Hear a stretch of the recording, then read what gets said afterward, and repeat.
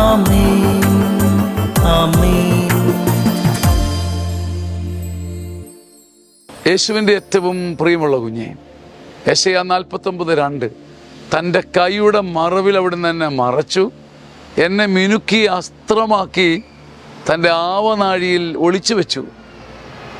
തൻ്റെ കൈയുടെ നിഴലിൽ എന്നെ മറച്ചു. അഥവാ ഞാൻ കുറച്ചു കാലം മറയ്ക്കപ്പെട്ടു.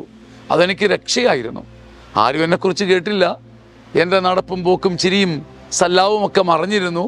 അല്പം മിണ്ടാട്ടം മുട്ടി ഭാരപ്പെട്ട് ഒതുക്കപ്പെട്ട് ചതയ്ക്കപ്പെട്ടിരുന്നത് പോലൊരു കാലം. പക്ഷേ ഈ സമയത്ത് എന്നെ കർത്താവ് മിനുക്കി അസ്ത്രമാക്കുകയായിരുന്നു. തൻ്റെ ആവനാഴിയിൽ ഒളിച്ചു വെച്ചിട്ട് പിന്നെ പുറത്തെടുത്തപ്പോഴുണ്ടല്ലോ, അണുബോംബ് തൊപ്പിക്കുന്ന ആത്മശക്തിയോടെ ഞാൻ പുറത്തേക്ക് വന്നു. മറഞ്ഞിരുന്നപ്പോൾ, മറയ്ക്കപ്പെട്ടപ്പോൾ, ഒതുക്കപ്പെട്ടപ്പോൾ അവിടുന്ന് എന്നെ മിനുക്കി അസ്ത്രമാക്കി.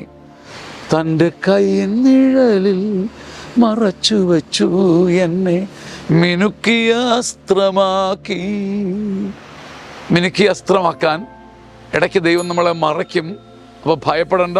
ആമേൻ, ആമേൻ, ആമേൻ.